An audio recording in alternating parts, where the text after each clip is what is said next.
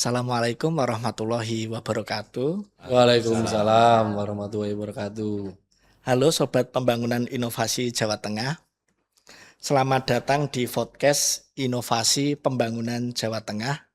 Bersama dengan saya, Agung M. Handoko SSMSI dari Dinas Pendidikan Provinsi Jawa Tengah dengan 4 narasumber dari 4 dinas yang ada di Provinsi Jawa Tengah. Sobat Pembangunan Inovasi Jawa Tengah, ketika persoalan masyarakat terus berubah, pelayanan publik tentu tidak bisa berjalan dengan cara yang sama.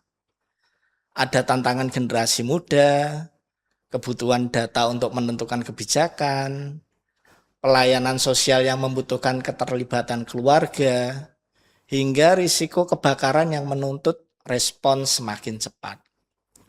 Nah, bagaimana birokrasi pemerintah Provinsi Jawa Tengah menjawab berbagai tantangan tersebut? Pada kesempatan kali ini kita akan melihat 4 inovasi dari 4 bidang yang berbeda. Ada yang bergerak dari sekolah, dari pengelolaan data KUMKM, dari pelayanan sosial di panti, hingga pengelolaan data kebakaran. Berbeda sektor sobat, tetapi memiliki satu semangat yang sama, menghadirkan pelayanan publik yang semakin tepat, kolaboratif, efisien, dan berdampak bagi masyarakat. Sobat Podcast Inovasi Pembangunan Jawa Tengah, kami perkenalkan terkait dengan 4 narasumber hebat kita. Yang pertama adalah Ibu Wusani Setianingsih SEMSI. Beliau merupakan Kepala Bidang Pengendalian Penduduk dan Keluarga Sejahtera dari Dinas Pemberdayaan Perempuan, Perlindungan Anak, Pengendalian Penduduk dan Keluarga Berencana. Baik, Mas Agung. Halo Sobat Pembangunan Inovasi Jawa Tengah. Terima kasih Ibu. Narasumber kita yang kedua adalah Bapak Dwi Silo Raharjo APMSI. Beliau adalah Sekretaris Dinas Koperasi Usaha Kecil dan Menengah Provinsi Jawa Tengah. Terima kasih Mas Agung. Halo sahabat pembangunan inovasi Jawa Tengah. Terima kasih Bapak. Yang ketiga adalah Ibu Sito Resmi AKSMM. Beliau adalah Kepala Panti Pelayanan Sosial Raharjo dari Dinas Sosial Provinsi Jawa Tengah. Halo, selamat siang Sobat Pembangunan Inovasi Jawa Tengah. Dan yang keempat adalah Bapak Eko Marianto atau akrab dipanggil Pak Komar ya, Eskom Mkom, yang merupakan Kepala Bidang Penanganan Kebakaran Satuan Polisi Pamong Praja Provinsi Jawa Tengah. Selamat siang Mas Agung, Sobat Bangunan Inovasi Jawa Tengah semuanya. Terima kasih sudah datang di podcast ini. Untuk kesempatan pertama kita ke Ibu Wusani dulu nggih. Nggih. Ibu Wusani memfokuskan inovasinya dengan fokus pada Sekolah Siaga Kependudukan atau SSK ya Ibu ya. Melalui fasilitasi hybrid dan MOOC. Ya. Bisa dijelaskan terkait dengan inovasi dari Ibu Wusani ini kepada sobat. Monggo Ibu silahkan. Baik, Mas Agung, terima kasih. Tentu inovasi kami adalah dilatar belakangi dari prediksi ataupun proyeksi bahwa penduduk di Jawa Tengah itu di tahun 2030 akan mengalami masa bonus demografi, di mana masa ini usia produktif di Jawa Tengah itu lebih besar daripada usia non-produktif. Tentu hal ini akan menjadi peluang emas, peluang yang bagus bagi Jawa Tengah ketika usia-usia produktif ini disiapkan dengan baik untuk masa depan mereka agar mereka bisa menyiapkan masa depan mereka menjadi lebih baik. Tetapi akan menjadi beban sosial ataupun beban bagi pemerintah daerah sendiri ketika usia produktif ini tidak disiapkan dengan baik, tidak dikelola dengan baik. Nah, di 2030 nanti bonus demografi sudah mencapai puncaknya. Dan pada saat itu usia-usia produktif itu di masa sekarang adalah usia-usia remaja, usia SMP dan SMA maupun SMK. Dan itu tentunya menjadi salah satu alasan ketika usia-usia ini menghadapi masa yang akan datang, menghadapi masa depan mereka. Mereka tentu akan mengalami perbedaan zaman ya Mas ya. Ketika sekarang ini dengan tahun 2030 tentu akan berbeda sekali.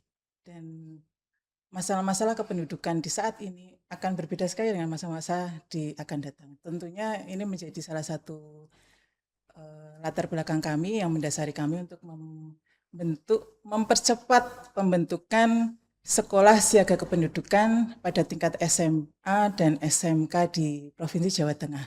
Dan menurut data dari Dinas Pendidikan Provinsi Jawa Tengah, di Jawa Tengah sendiri ada 2.407 sekolah SMA dan SMK.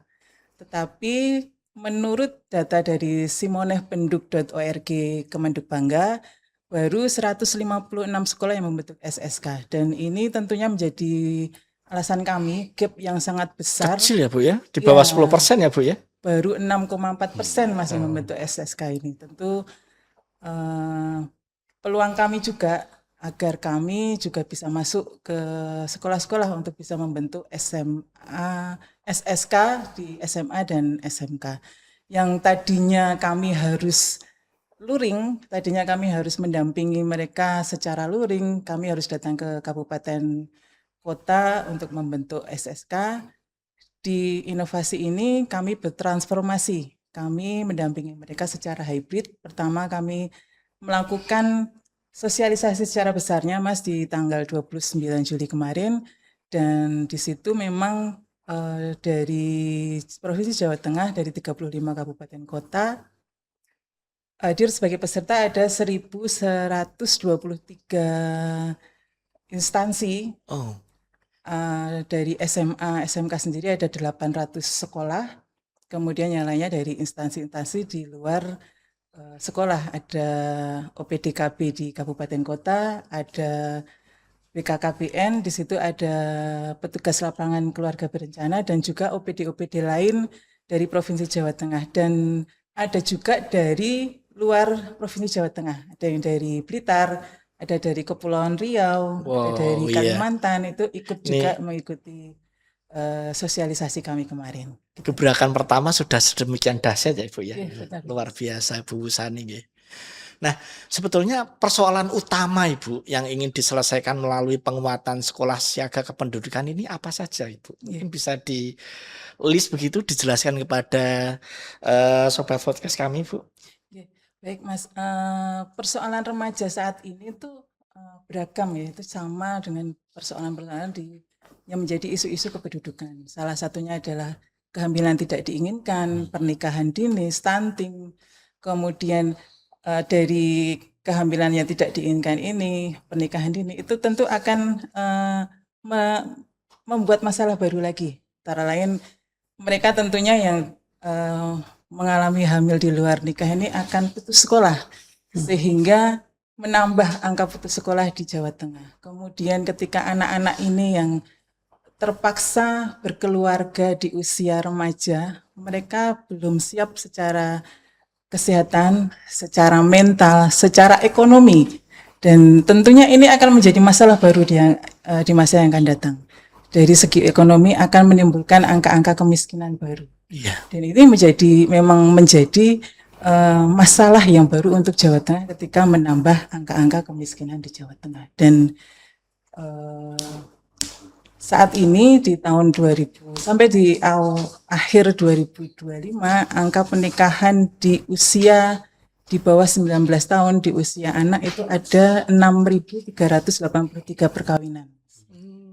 Untuk ini menjadi besar ya, dan harapannya sih memang dari tahun ke tahun itu ada tren penurunan, tapi ini masih angka yang sangat besar. Masih sangat besar. Di Jawa Tengah di angka 6.383 perkawinan usia. Iya. Dampaknya ternyata se-multiplier effects begitu ya Bu ya. Nah ini mungkin dari OPD lain yang hadir di dalam podcast ini bisa turut memberikan pandangannya ini. Monggo kami persilahkan. Terima kasih Mas Agung. Ini menarik posisi yang dijelaskan oleh Bu Sani tadi, bahwa memang literasi kepada generasi muda ini harus terus dimasifkan ya. Berarti garis besar dari ini adalah sekolah ya Bu, sebagai lokus ya. Saya jadi teringat ini, anak saya aja lah ya. Sekolah dari pagi sampai sore, ayahnya udah pulang, dia belum pulang. Sampai kadang saya jemput, dia masih nunggu, masih sekolah. Artinya apa? Artinya memang interaksi anak-anak di sekolah itu luar biasa panjang, bahkan mengalahkan interaksi anak dengan kita di rumah ya. Berarti titik poin agen perubahan ini ada di sekolah ya Bu ya? Ada di Sekolah sekolah. garis bawahnya ya Bu ya? Ada di sekolah. Pertama memang kita membentuk sekolah siaga kependudukan ini sekolah yang pertama kita akan memberikan pemahaman, pengetahuan kepada guru-guru dan tenaga pendidik yang kemudian setelah guru dan tenaga pendidik ini tahu, kemudian paham isu-isu kependudukan ini, harapannya bisa menularkan ke siswanya melalui mata pelajaran yang sudah reguler ya. Jadi SSK ini sendiri bukan mata pelajaran baru Mas, tetapi mereka mengintegrasikan isu-isu kependudukan ini ke dalam mata pelajaran di sekolah. Bisa semua pelajaran, bisa dari PPKN, matematika, IPA, kemudian olahraga dan agama tentunya itu menjadi sasaran kita untuk bisa diintegrasikan isu-isu kependudukan. Sekolah sebagai agen perubahan ya Ibu ya? Sekolah sebagai agen perubahan. Iya. Tadi disampaikan tentang permasalahan yang mungkin timbul ya terkait dengan misalnya pernikahan dini seperti itu. Mungkin dari Ibu Sito Resmi dari Kepala Panti Pelayanan Sosial Raharjo, Dinas Sosial, ada pandangan terkait dengan hal-hal ini Bu? Monggo kami persilahkan. Terima kasih. Sangat menarik sekali apa yang disampaikan oleh Bu Sani tadi. Terutama saya menyoroti tentang permasalahan sosial yang mungkin ditimbulkan dari beberapa permasalahan yang diutarakan tadi. Itu seperti pernikahan dini, terus kemudian akan menambah anak putus sekolah, itu dikhawatirkan nanti ke depannya akan menambah penyandang masalah kesejahteraan sosial. Lah yang ingin saya tanyakan di sini, peran dari SSK itu untuk meminimalisir dampaknya yang seperti tadi apa, terus kemudian teknis pelaksanaannya di sekolah itu seperti apa gitu ke depannya. Terima kasih Bu Sito. Teknisnya sendiri Bu Sito, jadi kami memberikan pelatihan kepada guru ataupun tenaga pendidik, bagaimana sih kita memberikan pemahaman dulu terkait isu-isu kependudukan sendiri. Kemudian kita memberikan pelatihan untuk proses mengintegrasikan isu-isu kependudukan ini ke dalam RPP di sekolah masing-masing. Jadi nanti guru menyusun RPP ya, isu-isu kependudukan tersebut dimasukkan dalam mata pelajaran. Kemudian itu yang disampaikan kepada siswa atau siswinya yang di sekolah. Dan hal ini memang cukup efektif Bu, ketika guru tahu dulu dan paham dulu nih isu-isu kependudukan itu apa, tentunya mereka akan lebih semangat lagi untuk memberi pengetahuan juga kepada siswa-siswanya. Berarti fokus utamanya mungkin ke gurunya dulu nggih. Ke gurunya dulu, gurunya membentuk menyusun RPP, kemudian diberikan kepada siswa. Dan tidak hanya pelajaran intrakurikuler ya, kan ada 3, intra, kemudian ko dan ekstrakurikuler. SSK sendiri juga bisa diaplikasikan, diimplementasikan sendiri dalam ekstrakurikuler. Itu bisa ke pramuka, bahkan bisa ke seni, kemudian ke musik ataupun olahraga, itu semua bisa masuk SSK tersebut. Wah, menarik sekali. Kalau dari sudut pandang Pak Eko Marianto, tadi kan disampaikan oleh Bu Sani bahwa bonus demografi itu selain sebagai peluang, itu juga sekaligus sebagai tantangan. Kalau dari Satpol PP terkait dengan statement ini bagaimana? Mungkin ada hal-hal yang perlu disampaikan? Terima kasih Mas Agung. Benar, kami dari Satpol PP kan rumah besar kami selain Damkar kan memang atasnya di Satpol PP. Beberapa waktu terakhir ini kami masih berinteraksi dengan teman-teman di sekolah terkait berbagai hal yang terkait masuk ke ranah kenakalan anak sekolah atau remaja pada umumnya Bu Sani. Jadi beberapa kami teman-teman Satpol PP di kabupaten kota itu sering apa ya istilahnya didatangi oleh teman-teman dari polisi atau Polri untuk tadi ini loh ada anak sekolah ketangkap razia oleh polisi, ada di tempat game online, kemudian ada bahkan di tempat wisata yang harusnya jam itu dia belum buka, tapi ternyata dia sudah ada di sana, gitu kan, ngapain gitu kan, lah kami sering mendapat itu bahwa ternyata bahwa kenakalan-kenakalan remaja ataupun anak sekolah itu ada beberapa faktor yang mendasari seperti itu. Apakah itu memang berangkat dari internal keluarganya atau memang dari pihak sekolah yang tadi tidak memberikan ataupun menjaga siswa-siswa itu untuk tetap bisa ada di sekolah dengan baik gitu kan, mereka bosan kemudian atau mereka cenderung daripada ketemu guru yang killer misalnya saya tak cabut aja lah, akhirnya keluar dan seperti dan beberapa terakhir malah kami yang ada teman kami di kota Semarang itu pasti tawuran pelajar itu kan itu yang bikin kami kadang yo arep bosen piye, tapi kan itu hampir sering terjadi. Berbagai macam cara sudah kami lakukan dengan Satpol PP dan pihak sekolah gitu kan, bahwa ada ancaman juga bahwa jika nanti anak-anak itu masih terlibat lagi ke hal yang sama, itu ada risiko di apa ya istilahnya kan sekarang nggak boleh nih mengeluarkan anak sekolah karena itu nanti berefek kepada bertambahnya angka anak putus sekolah Mas Agung. Jadi upayanya adalah memindahkan yang tadinya dari sekolah misalnya dia SMK A ke SMK B yang notabene mungkin itu di luar wilayah dari asalnya seperti itu. Tapi kan jadi hanya memindahkan saja masalahnya, tidak menyelesaikan. Nah, apakah nanti dengan adanya SSK ini dibentuk itu bisa meningkatkan lah fungsi sekolah yang tadi disampaikan Mas Dwi Silo sebagai agen perubahan untuk bisa membuat murid-murid atau siswa itu setidaknya menjadi sosok pemuda harapan bangsa yang kita cita-citakan gitu dengan Indonesia Emas 2045 seperti itu Bu Sani. Iya. Kira-kira gimana? Dan mungkin bisa kita tanyakan juga ya Pak Komar, seberapa besar perubahan yang mungkin sudah terlihat Ibu dari inovasi yang sudah dijalankan Meniko. Makasih Pak Komar ini panjang banget ya pertanyaannya tapi sedikit gitu.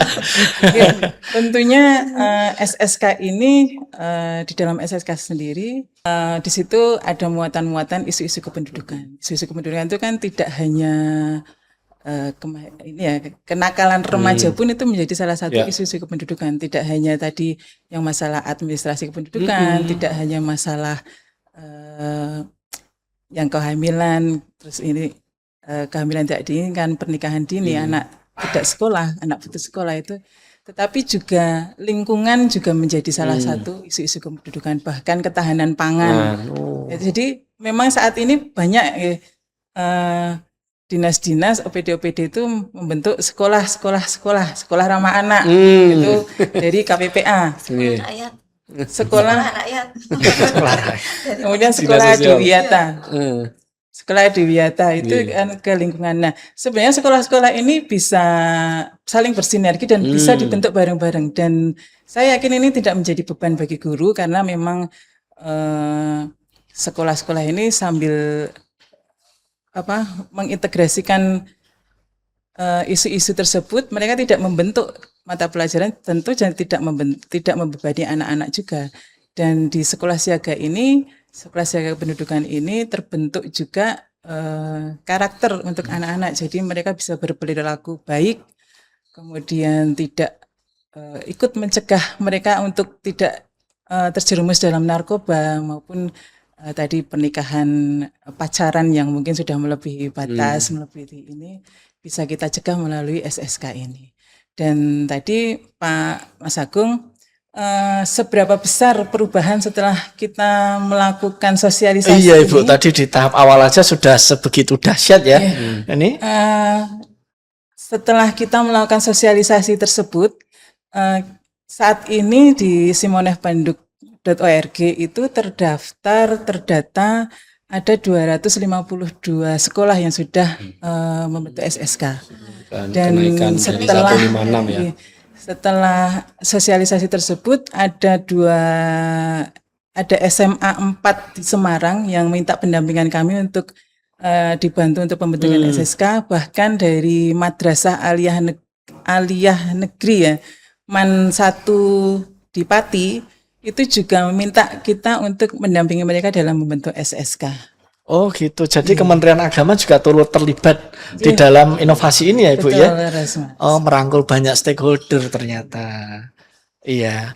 Baik Ibu Wusani, sebelum kita tutup segmen terkait dengan inovasi Ibu, mungkin ada hal yang perlu dijelaskan lebih lanjut kepada Sobat Pembangunan Inovasi Jawa Tengah. Kami persilahkan Ibu. Oke, Sobat Pembangunan Inovasi Jawa Tengah, mari kita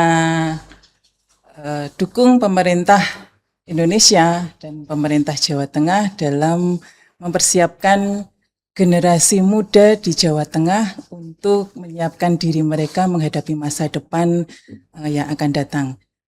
Anak-anak kita, remaja-remaja di Jawa Tengah perlu pendampingan kita untuk merencanakan kehidupan mereka yang akan datang.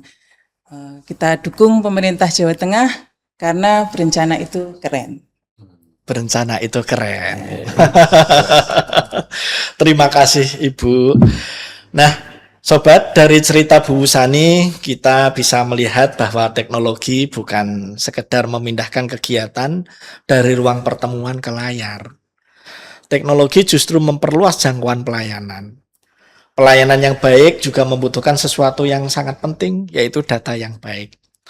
Dan ini akan menjadi tantangan berikutnya di sektor KUMKM yang akan menjadi topik pembahasan kita pada segmen berikutnya. Demikian pembahasan segmen pertama dengan Ibu Wusani. Untuk selanjutnya kita break dulu. Kita nantikan bersama-sama untuk pembahasan segmen kedua.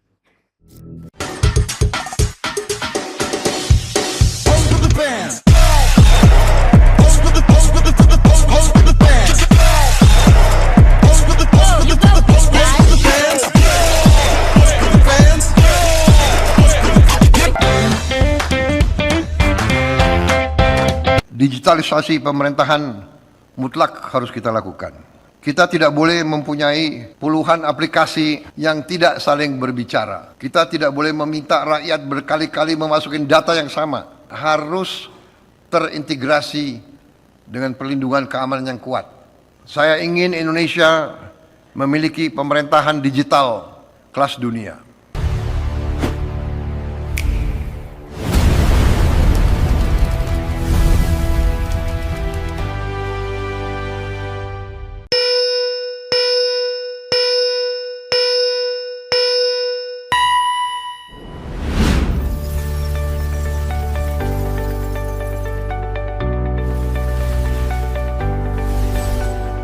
Sigma QMKM.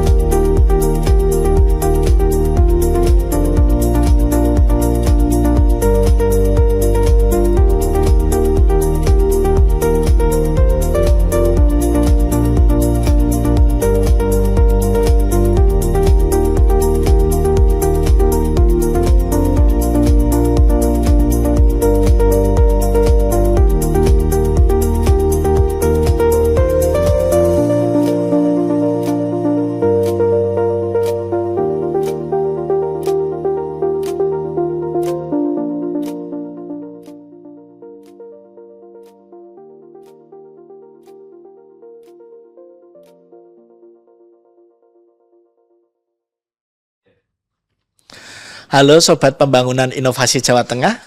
Kita bertemu lagi dengan podcast kita yang menarik pada segmen yang kedua. Di sini kita akan membahas tema bahwa data bukan sekedar angka, tetapi dasar kebijakan di dalam bidang KUMKM.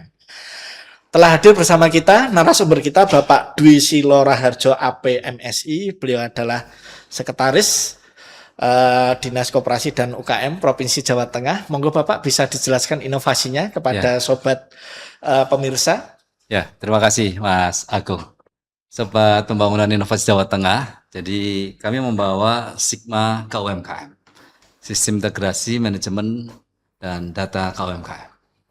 Kenapa ini perlu kita angkat? Karena berbicara koperasi UKM, tentunya kita sudah termindset berapa sih omsetnya, berapa asetnya, apa yang dibutuhkan oleh koperasi UKM ini untuk pengembangan usahanya, apakah perizinannya bagaimana, apa kelengkapan bla bla bla bla sampai dengan dia memang naik kelas. Artinya ternyata di setiap pembangunan UKM Koperasi Jawa Tengah ini penuh dengan data, penuh dengan ikutan-ikutan yang itu harus melekat pada masing-masing personel karena case by case koperasi atau UKM itu pembinaannya akan berbeda. Nah, saat ini kami masih memandang bahwa data yang ada di tempat kita di Koperasi UKM Jawa Tengah itu masih berdiri sendiri-sendiri. Kami punya 4 bidang, 1 balai. Mereka membina sesuai dengan tusinya sudah berjalan. Namun belum ada integrasi yang menyatukan data-data antar mereka. Kita juga belum terintegrasi juga dengan data-data yang dibangun oleh Kementerian Koperasi, Kementerian UKM. Artinya masih sangat parsial. Inilah yang mendorong kami bahwa pada saat kebijakan itu akan diambil tentunya data itu harus satu, data itu harus terintegrasi dan profiling KM itu harus lengkap. Nah, inilah yang kemudian kita mencoba mengintegrasikan sistem-sistem informasi yang ada di tempat kami. Paling tidak ada sekitar 5 sistem informasi yang akan kami integrasikan itu Mas Agung. Iya. Kalau Sigma KUMKM ini berarti tidak sekedar membangun aplikasi ya? Bukan. Ada cara kerja yang hendak dibangun dan dirubah ya Bapak? Betul. Mungkin bisa dijelaskan Bapak terkait hal Jadi ini sebenarnya ada sinergi atas sistem informasi yang sudah ada. Kalau membangun, mencatat, mendata kita sudah ada. Namun demikian bagaimana dari yang catatan-catatan ada itu kita integrasikan untuk menjadi data, kesatuan data yang ini bisa dimanfaatkan oleh pimpinan, oleh stakeholder, oleh masyarakat sebagai pengguna kita. Jadi tidak ada duplikasi misalnya pendampingan yang ada. Kita bisa bayangkan Jawa Tengah ini punya 4,1 juta UKM Mas. Sementara dinas kami itu kurang lebih sekitar 10 tahun terakhir ini baru bisa mendampingi, membina itu sekitar 205.000. Artinya tidak sampai dengan 10% atau sekitar 5, sekian persen. Artinya kita perlu ada pemetaan yang jelas supaya tidak ada duplikasi. Program-program yang kita dorongkan itu bisa tepat sasaran dan kita mendapatkan target UKM yang dibina misalnya tentang pembiayaan itu tepat, tentang packaging harus tepat. Nah, inilah yang menjadi semangat kita untuk tidak ada duplikasi, tidak ada terfragmentasi dan ini tata kelolanya pun harus kita rubah. Tidak hanya sekedar sistem informasinya, tapi tata kelola kita, SOP kita, bagaimana mengelola, bagaimana perlakuan produsen data dan wali data di sekretariat juga harus kita kelola ubah, Mas. Ini yang kita ubah pola kerjanya, sinerginya gitu, Mas. Tidak ada duplikasi data. Ini sepertinya kalau kita dengarkan masukan dari Dinas Sosial juga menarik ini. Ada yang cocok. Terima kasih.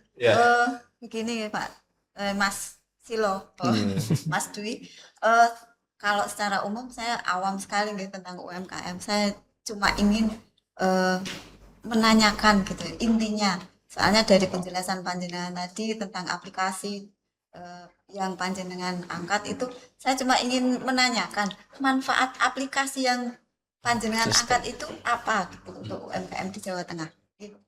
Baik Mbak Sita Resmi. Jadi intinya sudah kita sampaikan tadi bahwa dengan terintegrasinya data kita yang kita punya ini, kita bisa lebih memfokuskan bagaimana pola pembinaan dan bagaimana penggunaan kekuatan anggaran kita untuk mendampingi koperasi atau mendampingi UKM secara tepat sasaran. Kita tidak lagi bermain gebyah-uyah enggak, tapi memang benar-benar terdata secara pasti.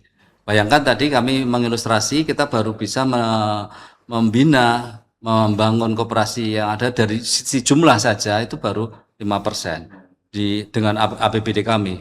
Kita pun juga ingin menggandeng unsur-unsur yang lain bahwa ini loh kebutuhan koperasi, kebutuhan UKM yang ada di Jawa Tengah. Dan data ini saya pikir nanti kita bisa mengkolaborasikan dengan struktur yang ada dan tersajilah kepada para pengambil keputusan nanti kebijakan bisa lebih tepat. Intinya itu. Luar biasa. Tadi disampaikan pula bahwa perlu ada SOP. Betul, SOP betul, yang jelas. betul. Nah ini kalau SOP ini kayaknya Satpol PP cocok ini kalau membahas terkait dengan Korban Satpol PP. Monggo silakan Pak Eko Marianto. Ji, sebagaimana disampaikan Mas Dwi Silo tadi, kita memang selama ini berkutat dengan banyak data. Ya, ya. Baik itu sebaran data di dalam instansi, kemudian data di media sosial, bahkan yang sangat lagi viral sekarang itu banyak terjadi kebocoran data. Setiap unit orang atau organisasi itu memproduk data, tapi mereka tidak bisa tahu ataupun mencegah caranya mengelola data itu menjadi sebuah informasi yang benar ataupun terstruktur tadi sebagaimana SOP tadi. Saya cuma pengen tahu saja SOP yang dilakukan di Dinas Koperasi dan UKM Provinsi Jawa Tengah untuk bisa tadi karena berbagai bidang dan di atasnya saja kementeriannya ada 2 ya Mas. Ya. Ada Kementerian Koperasi sendiri yang sekarang lagi viral dengan Kopdesnya, teman-teman semua tahu. Kemudian Kementerian UKM, nah itu banyak sekali istilahnya stakeholder yang terkait di dalamnya. Dan terakhir itu ada unit UPT-nya di Dinas Koperasi yang di Balatkop ya.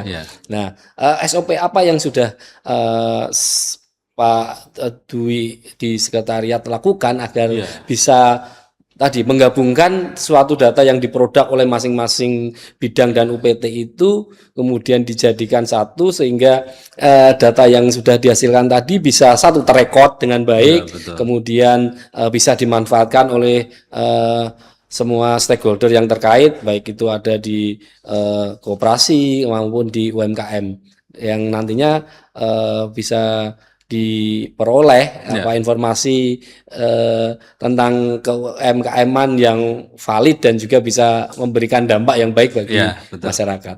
Betul Mas Komar. Jadi yang saya sependapat dengan yang disampaikan Mas Komar, memang kita masih terfragmentasi lah. Tidak hanya di tempat kami, mungkin kita juga melihat yang di sisi yang lain. Namun makanya oleh karena itu kita perlu atur kembali. Siapa yang berbagi data, perannya apa? Pada saat produsen data itu mengambil peran sebagai mengambil data, dia harusnya menambah apa yang sudah ada di file pertama. Kita bisa samakan dengan hal ini adalah dengan basis numerik apa yang Nitang itu bisa mengekat rekap duplikasi yang ada. Nah ini sudah kita atur, sehingga kita atur ulang bagaimana tata kelola SOP-nya, sehingga bidang berperan apa, balai berperan apa, sekretariat berperan apa, yang ujungnya adalah tadi terintegrasi data yang pada saat akhir nanti dashboard pimpinan itu valid. Dashboard pimpinan valid, masyarakat menggunakan juga valid, peneliti dari perguruan tinggi, dari LSM, dari siapapun akan bertanya, kita sudah siap.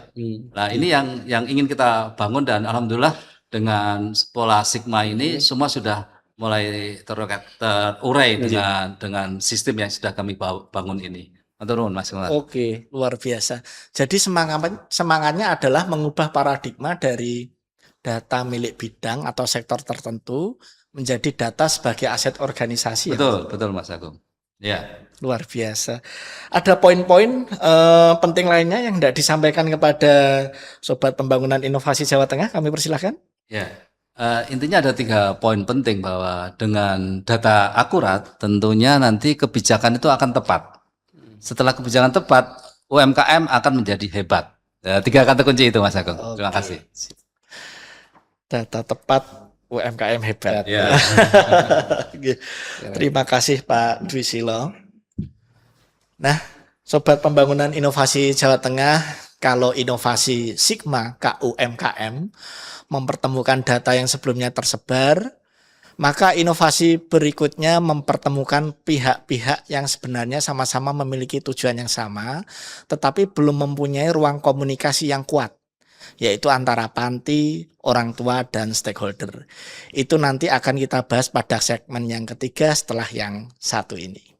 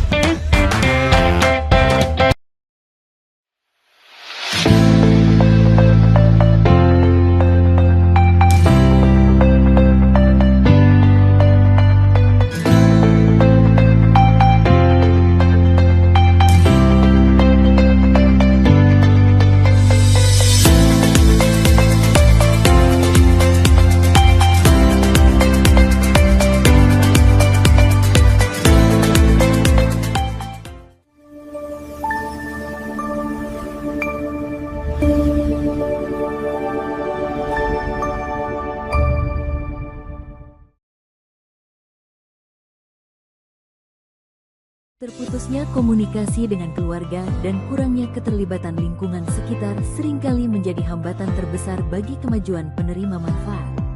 Pelayanan rehabilitasi sosial bagi disabilitas intelektual tidak dapat berjalan sendiri. Dukungan dan peran aktif keluarga serta stakeholder adalah kunci keberlanjutan kemandirian mereka. Melalui si portal Panti, kami menghadirkan sebuah inovasi yang mewadai komunikasi dan partisipasi antara orang tua, stakeholder, dan Panti dalam forum BLTEK Persatuan Orang Tua. Pada forum ini, orang tua dan stakeholder berperan sebagai mitra dalam pelayanan rehabilitasi sosial dalam Panti. Tidak ada keberhasilan tanpa kolaborasi. Di PPS Raharjo, kami percaya bahwa orang tua dan stakeholder adalah kunci utama pelayanan yang paripurna. Melalui si portal Panti, mari eratkan genggaman dalam persatuan orang tua. Bersama sebagai mitra, kita wujudkan kemandirian penerima manfaat.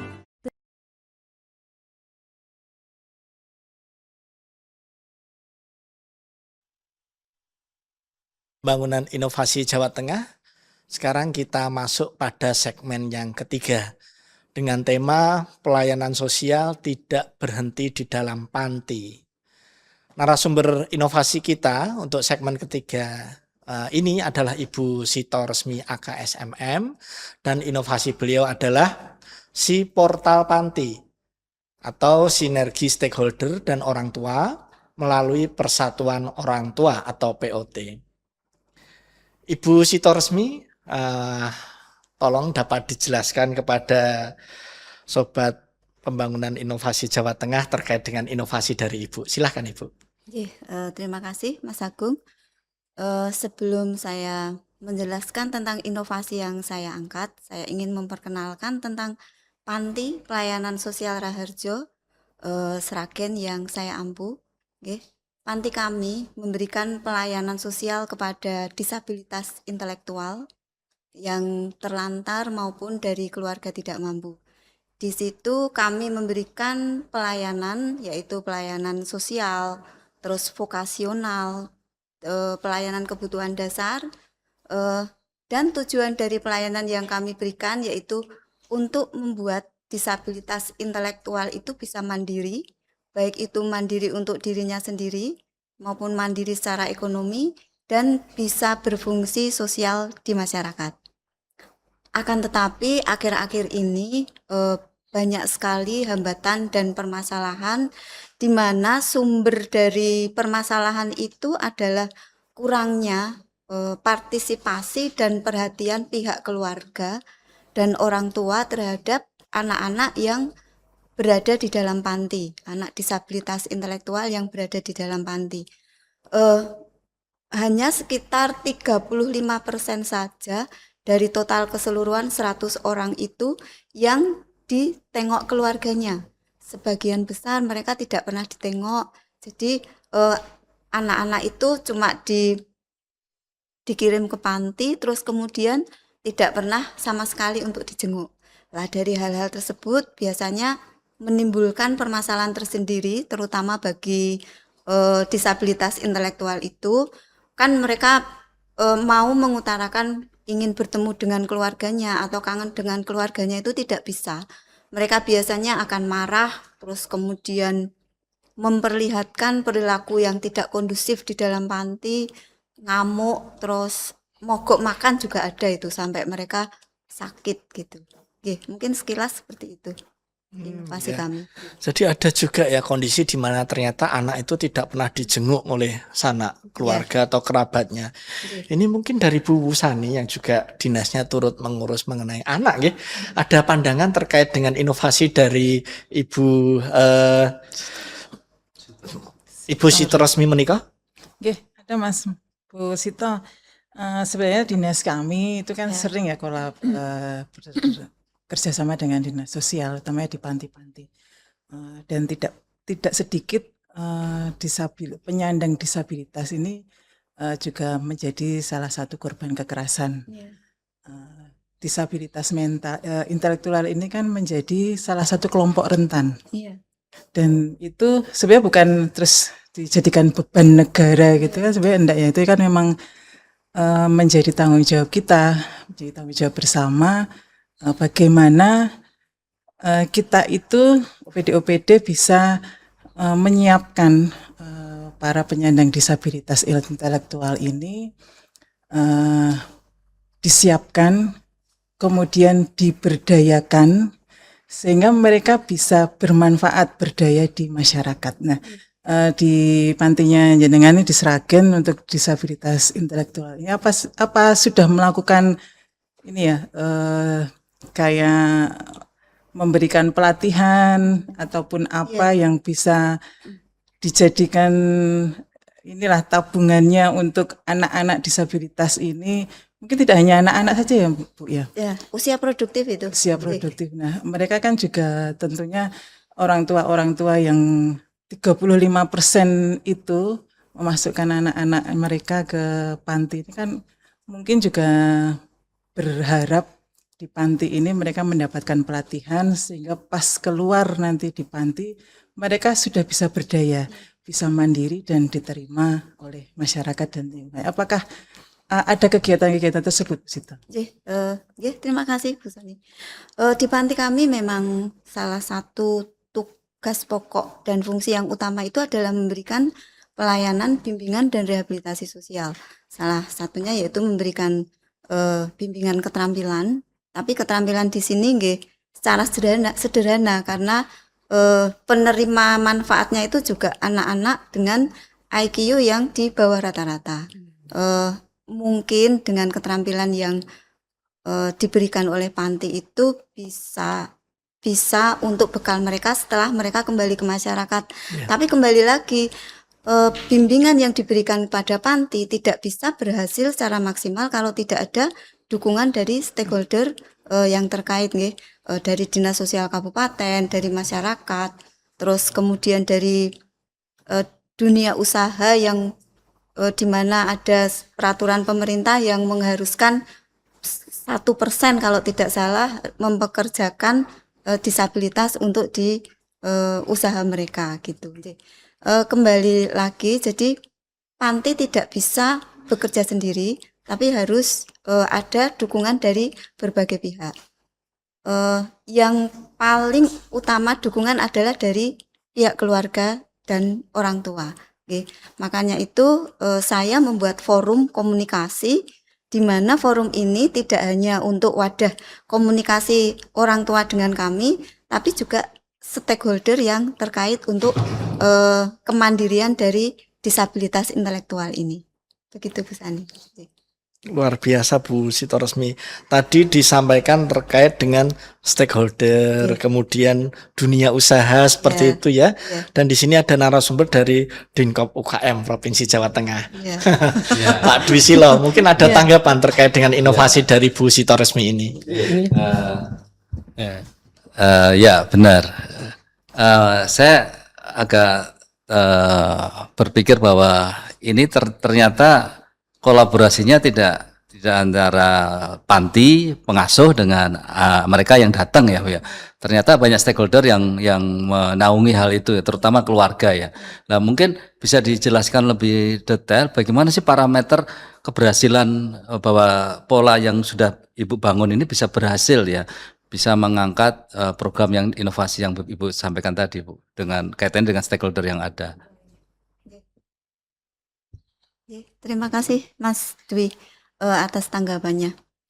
Di sini parameter keberhasilan itu inovasi yang saya angkat yaitu forum komunikasi ini nanti bisa berlangsung berlanjut secara terus-menerus karena memang manfaat dari forum ini sangat besar sekali.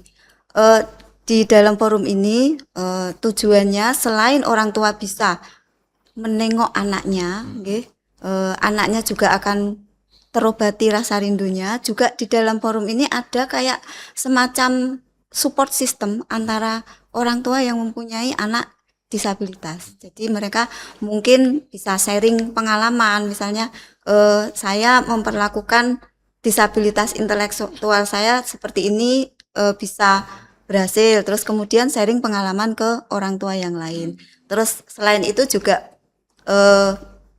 beberapa kita menghadirkan narasumber akademisi yang bisa memberikan ilmu tentang bagaimana cara mendampingi disabilitas intelektual yang benar. Jadi nanti orang tua itu tidak merasa mempunyai beban mempunyai disabilitas intelektual. Luar biasa. Ini setelah parameter-parameter keberhasilannya dijelaskan oleh Ibu Sitorosmi, maka Dinkop UKM bisa memberikan dukungan yang tepat ya. Nanti dalam kaitannya dengan dunia usaha dalam mendukung keberhasilan inovasi ini. Nanti bisa saling sinergi ini berarti ya Pak Dwi. Bisa ya Pak. Iya. Nah, mungkin dari Bu Sitorosmi ada hal-hal lain yang perlu disampaikan kepada publik terkait dengan inovasi yang tadi sudah dijelaskan. Kami persilahkan Ibu. Terima kasih. Pelayanan publik itu tidak akan berhasil kalau tidak ada dukungan dari berbagai pihak. Pihak panti tidak akan berhasil kalau bekerja sendiri. Jadi pemerintah akan memberikan pelayanan ditambah dengan respon dari masyarakat sekitar akan menghasilkan disabilitas intelektual yang bisa mandiri dan bisa berfungsi sosial setelah mereka lulus dari panti. Terima kasih. Mungkin itu. Luar biasa Ibu Sitorosmi. Pemirsa, dari si portal panti kita mendapatkan pelajaran penting bahwa pelayanan publik yang kuat bukan hanya soal pemerintah memberikan layanan kepada masyarakat, tetapi juga soal bagaimana masyarakat menjadi mitra aktif dalam pelayanan tersebut. Nah, terkait dengan hal itu, pada segmen berikutnya kita akan membahas kolaborasi terkait dengan data yang berkaitan langsung dengan keselamatan masyarakat, tetapi setelah yang satu ini.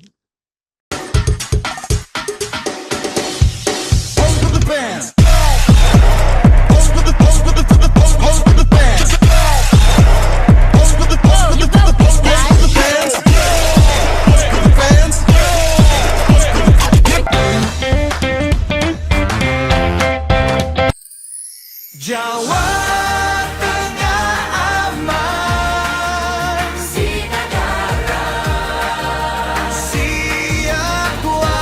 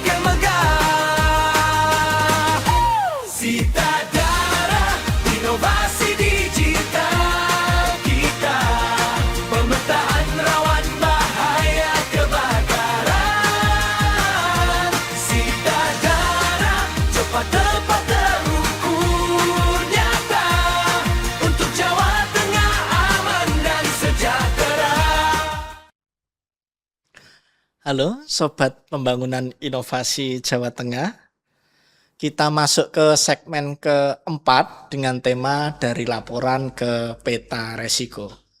Narasumber kita pada segmen ini adalah Bapak Eko Marianto, Eskom Mkom, atau yang populer dipanggil dengan nama Mas Komar.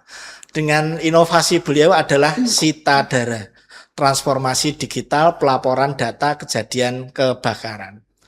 Silahkan Mas Komar bisa dijelaskan terkait dengan inovasi dari panjenengan. Terima kasih Mas Agung selaku host.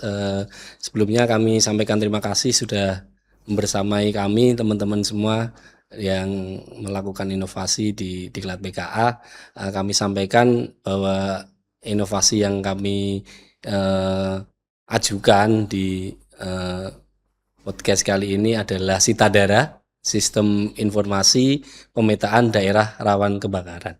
Kenapa kami berusaha untuk memetakan dulu daerah rawan kebakaran? Karena berangkat dari berbagai macam kejadian kebakaran yang saat ini mungkin Bapak Ibu semua sobat podcast ketahui bersama, banyak kejadian kebakaran viral di Gunung Bromo, kemudian di lokasi lain yang banyak kejadian kebakaran yang semua itu ternyata bukan karena sebuah bencana alam, tapi adalah kelalaian.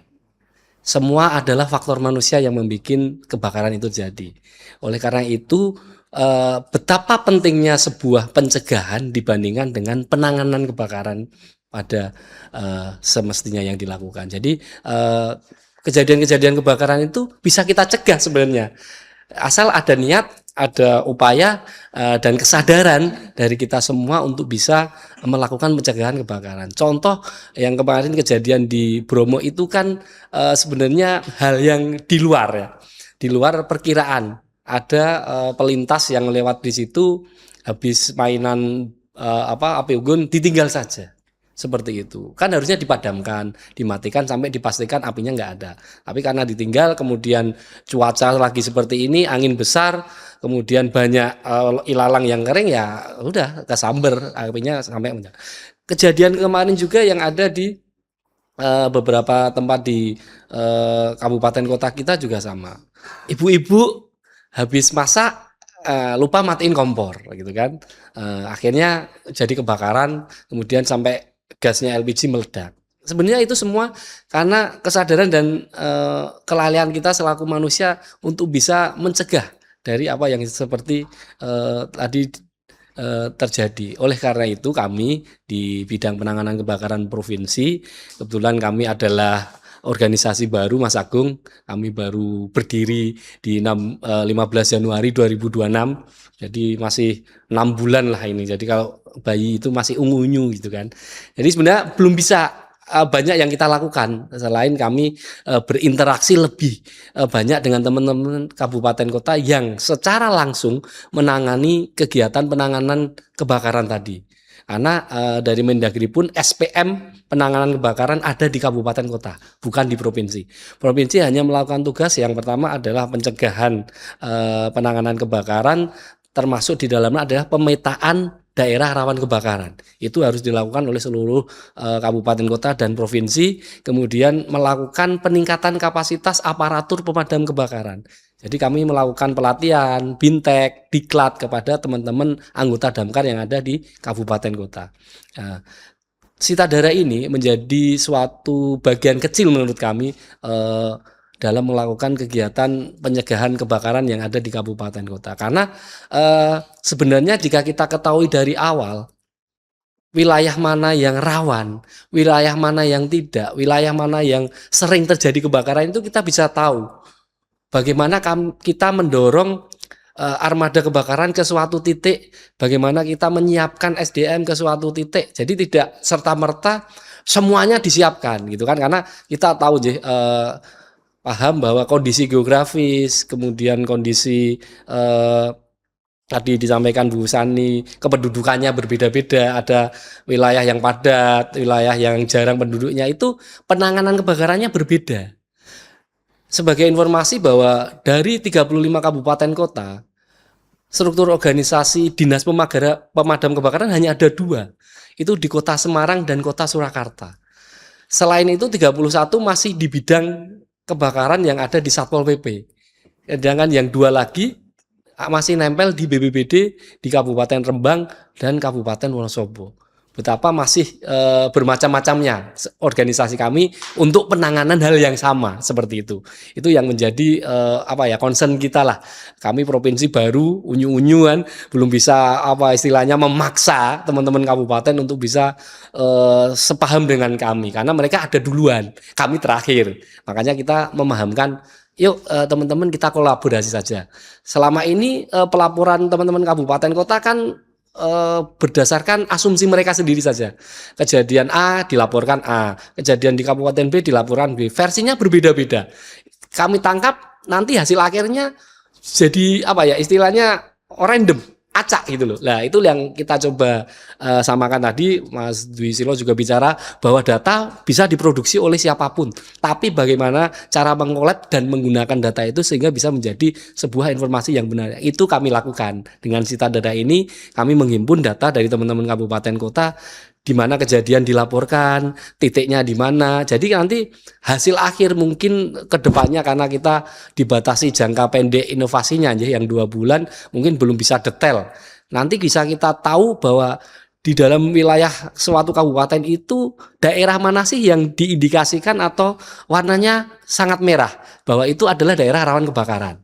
Kemudian yang warna oranye kebakarannya hanya sekian sampai bahkan yang hijau. Jadi tidak pernah terjadi kebakaran di tempat itu misalnya. Itu yang nanti bisa kita dapat dari Sita Data ini. Mungkin itu Mas Agung yang mengawalinya. Luar biasa, Mas Komar. Ini dari fenomena permasalahan, kemudian cara permasalahannya sudah dijelaskan cukup detail ya di dalam inovasi ini. Saya tertarik dengan apa yang disampaikan oleh Mas Komar di awal tadi bahwa ternyata penyebab kebakaran itu mayoritas dari kelalaian. Ya, ini kan human mistakes ya. Ini fenomena sosial seperti itu kan. Nah, ini mungkin ada pandangan dari Bu Sito Resmi ya terkait dengan inovasi ini. Monggo kami persilahkan. Terima kasih Mas Agung atas kesempatannya. Saya tertarik benar apa yang diutarakan oleh Mas Agung tadi bahwa bencana kebakaran itu tidak murni karena bencana alam, tapi juga ada human error-nya. Nah itu kalau menurut saya tidak kalah penting. Memang aplikasi yang dibuat ini sangat penting, pemetaan daerah-daerah yang rawan bencana. Terus kemudian bimbingan untuk petugasnya itu dilatih agar pelatihan agar bisa untuk pencegahan bencana. Lah tidak kalah pentingnya untuk edukasi masyarakat agar mereka juga tahu bahwa penyebab kebakaran itu tidak hanya murni bencana alam tapi juga ada human error-nya. Lah itu saya ingin bertanya, kira-kira langkah apa yang bisa dilakukan oleh Pak Komar untuk melaksanakan edukasi tersebut gitu. Terima kasih. Terima kasih Bu Sito. Memang kita ketahui bersama akhir-akhir ini yang viral adalah petugas damkar ya. Beliau sangat dibutuhkan, ibu-ibu, mama, bapak-bapak. Lebih baik hubungi damkar, jangan yang lainnya seperti itu kan. Jadi tugas kami teman-teman di kabupaten kota itu sekarang berlipat-lipat pasca viralnya seperti itu. Jadi damkar ternyata tidak hanya memadamkan kebakaran. Damkar ternyata bisa diundang saat ada rumah tawon di rumah kita. Damkar bisa kita undang atau kita panggil saat kita sulit melepaskan cincin. Bahkan kemarin terakhir ada anak yang nggak bisa ambil rapot karena orang tuanya lagi jauh, manggil damkar, suruh ngambilkan rapot. Jadi tugasnya damkar ini terserah lah karepe masyarakat lah, itu mungkin yang harus kita jaga. Sampai sekarang saat ini kepada teman-teman kami selalu berpesan, tolong jaga nama baik petugas damkar. Apapun yang diminta masyarakat asal itu hal-hal yang benar. Kadang kan ada yang sampai tolong bayarkan pinjol kami, itu kan susah. Damkar duit-duit ora kon bayar ke pinjol ada, tapi laporan itu nggak ditindaklanjuti. Kita tetap membedakan bahwa langkah sosialisasi itu sangat kami dukung sekali Bu Sito. Kami memang berusaha untuk tadi mengedukasi masyarakat bahwa mencegah kan lebih baik daripada mengobati. Sama seperti kita kalau sakit kan mencegah minum manis biar nggak diabetes, itu benar. Sama kita tadi mencegah bahaya kebakaran lebih baik daripada melihat apa yang kita cintai atau kita sayang, misalnya rumah itu kebakaran. Karena nggak bisa ditulungi lagi loh, mau dijadiin apa, wong sudah kebakar kan, itulah. Makanya kami berencana setelah beberapa program Sitadara ini kami akan menggencarkan, mungkin nanti bekerja sama dengan Bu Sani dengan SSK-nya, kami juga akan terjun ke sekolah mengedukasi teman-teman dengan mungkin Damkar Gustus School yang selama sebelumnya di Satpol juga ada Satpol PP Gustus School, kami coba mengedukasi karena kemarin hasil koordinasi kami dengan teman-teman Damkar di kabupaten kota bahwa mohon maaf ini edukasi dan pemahaman teman-teman pemerintah kabupaten kota maupun provinsi sih, itu sangat kurang sekali terhadap proteksi kebakaran di gedungnya kantor masing-masing. Nah, itu yang perlu panjenengan ingat. Barusan viral kemarin kejadian kebakaran di Bapenda Provinsi DKI Jakarta yang gedung 16 lantai itu. Nah, itu kalau terjadi seperti apa kita bayangkan kan, sangat disayangkan sekali. Makanya kemarin sudah ada permintaan begitu kejadian itu kami di WA oleh salah satu teman di OPD, Mas mbok tolong proteksi kebakaran di gedung kami dicek. Nah itu kami minta bantuan teman-teman semua, tolong yang ada di unit sekretariat terutama gitu kan, nah untuk bisa memberikan surat ke kami untuk diinspeksi gedungnya ini, tolong Pak Damkar ditegaskan proteksinya seperti apa biar nanti kita ada upaya untuk perbaikan, karena tadi langkah pencegahan kan lebih baik daripada untuk kita menyaksikan bangunan yang kita cintai itu kena musibah kebakaran yang tidak kita harapkan, seperti itu Bu Sito. Ya, terima kasih. Luar biasa. Tadi disampaikan bahwa ternyata kesadaran pemerintah itu banyak yang kurang ya terkait dengan proteksi kebakaran di gedung masing-masing. Ya. Di sini juga ada yang membina pelaku usaha, Mas Komar, dari Dinas Koperasi UKM ya. Ini mungkin juga bisa memberikan pandangannya ini, karena kalau dunia usaha ini non sewu maaf, kalau terkena musibah kebakaran kan berat juga bagi UKM. Betul. Monggo Mas Dwi Silo. Ya, terima kasih Mas Agung. Mas Komar, memang ini menarik. Dengan inovasi ini berarti kan ada suatu pemetaan di Sitadara tadi ya. Dan tadi juga disampaikan berbasis peta ya, tagging GIS ya. Artinya nanti bisa ada jelas peta-peta mana yang memang sering dan mana yang belum. Nah, ini menyambung dengan apa yang disampaikan Mas Agung tadi, bahwa di dunia usaha itu juga sering kan rawan sekali dengan adanya kejadian-kejadian itu. Karena memang mereka tidak, kadang-kala kita memang lupa ya, tidak hanya di pemerintahan tadi disampaikan, tidak introspeksi terhadap diri sendiri, di dunia usaha juga sama. Karena memang itu ada kaitannya dengan biaya ya. Biaya, bagaimana dia mengadakan alat damkar, struktur bangunannya harus aman, dan seterusnya yang memang kerawanan bencana kebakaran bisa ditanggulangi. Nah, mungkin nanti bisa ada kita kolaborasikan dengan pemetaan yang ada di tempat kami. Bagaimana UKM-UKM itu, mereka aja sekarang harus melengkapi dengan NIB, melengkapi dengan sertifikasi yang diperlukan. Dan mungkin nanti akan kita tambah nih sertifikasi kelayakan usaha dari pemadam kebakaran, dari bencana kebakaran itu ya Mas Eko ya. Nanti mungkin kita akan sering tektokan untuk bisa mengkolaborasikan hal ini. Mungkin dari pandangan Mas Eko, apakah ini diperlukan di tingkat usaha kecil UMKM gitu Mas? Siap, terima kasih Mas Dwi Silo. Tadi disampaikan memang benar, tadi disampaikan bahwa kebutuhan proteksi kebakaran itu berbiaya lebih tinggi, lebih mahal gitu kan. Bagaimanapun pula kita yang tadinya kelas UMKM ya, kita lihat bahwa usaha kecil menengah Arab gawe modal, kemudian berusaha berdagang, berusaha itu wis dibebani seperti itu tadi terus piye itu nanti hasil akhirnya lah. Itulah yang mungkin kita nanti coba sosialisasikan atau memberikan pemahaman, mungkin dengan yang teman-teman kelasnya di UMKM bisa nanti kita pakai metode komunal atau jadi iya. di beberapa kan mungkin sudah panjenengan klasterkan ya Iya. bahwa desa ini adalah klaster UMKM apalah itu mungkin tidak dimiliki oleh per satu usaha proteksi kebakarannya tapi bisa untuk istilahnya jamaah itu Iya. seperti itu yang itu mungkin nanti biaya pengadaannya lebih kecil dibandingkan dengan setiap masing-masing seperti itu. Tapi yang jelas untuk usaha tadi kemarin kami dapat cerita waktu itu di salah satu kabupaten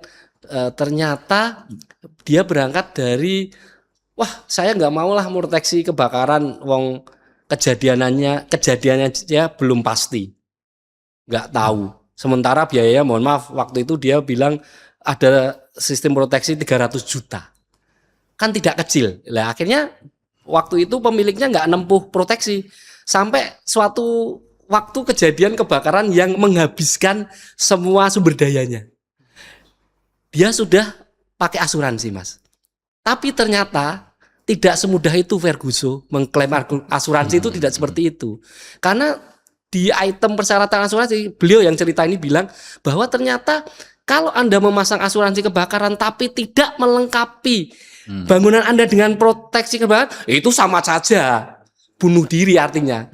Pihak asuransi ya akan menanggung lah kok enak wong kowe ora pasang proteksi kok tiba-tiba minta asuransi. Itu ternyata kejadiannya. Akhirnya beliau paham. Oh, berarti aku bagaimanapun tetap mengadakan proteksi selain asuransi. Jadi begitu kita masang asuransi ternyata nggak ngelengkapi otomatis dapat nggak mana ada. Nggak ada. Itu terbukti, Mas. Jadi cerita dari salah satu pengusaha di kabupaten kota waktu itu kita kunjungan seperti itu. Jadi jangan abaikan proteksi kebakaran untuk usaha kita. Karena itu pengaruhnya sangat luar biasa jika terjadi. Semoga kita selalu berdoa tidak terjadi ya. Kami pun dari teman-teman damkar mbok ojo ono kejadian lah gitu kan. Biar nanti kita tidak istilahnya darah-darah meskipun nanti ada netizen yang kemarin lah iki damkar tekone telat sudah kobong semua itu kan ngapain gitu kan.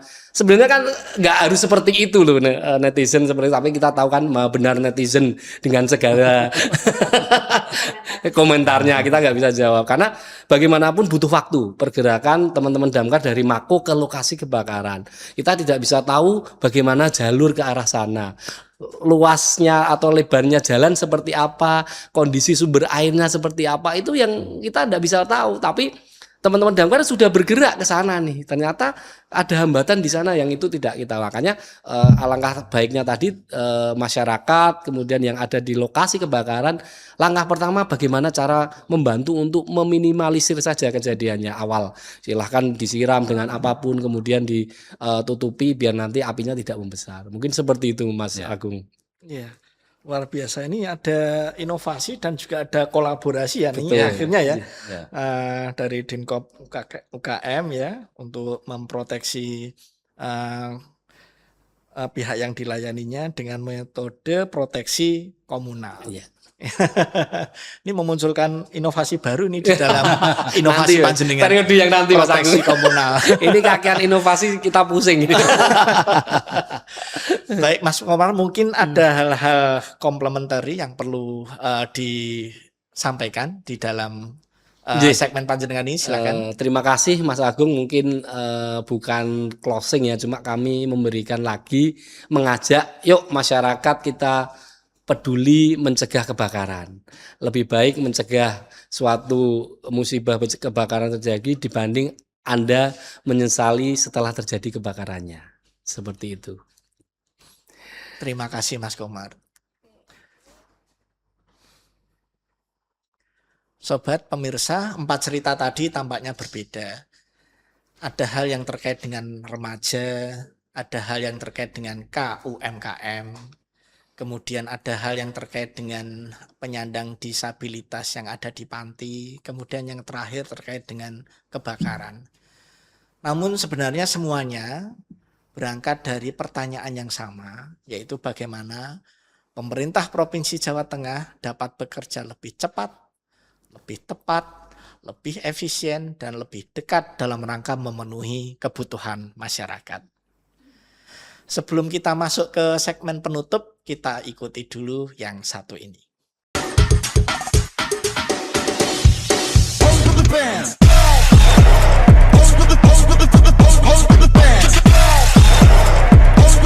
You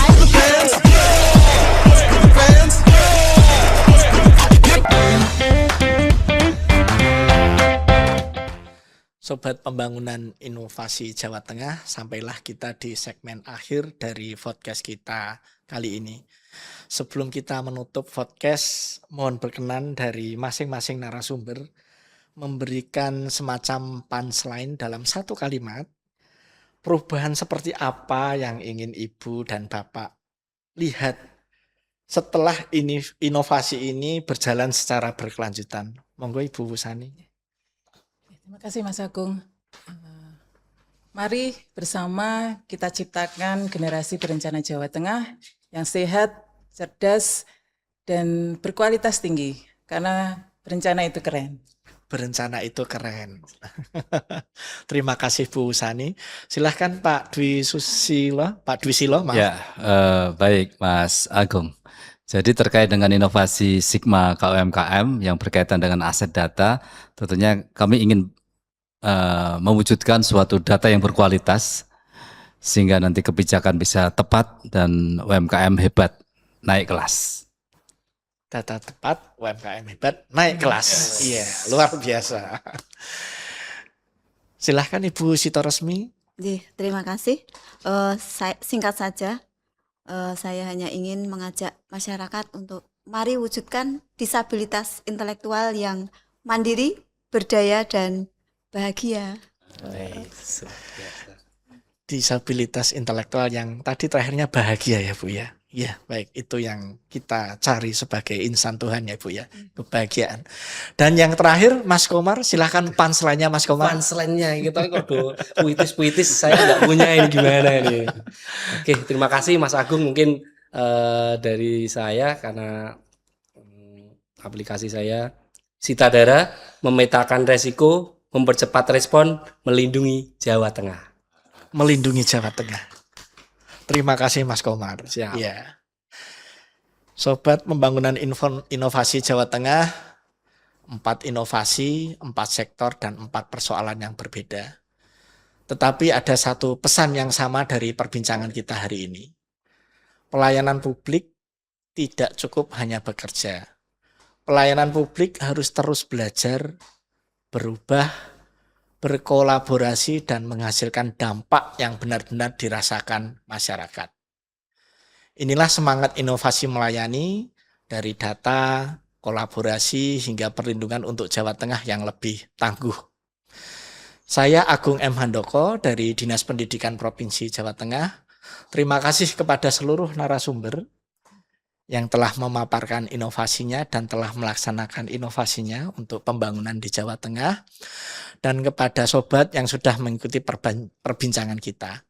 Sampai bertemu pada podcast berikutnya. Assalamualaikum warahmatullahi wabarakatuh. Waalaikumsalam warahmatullahi wabarakatuh.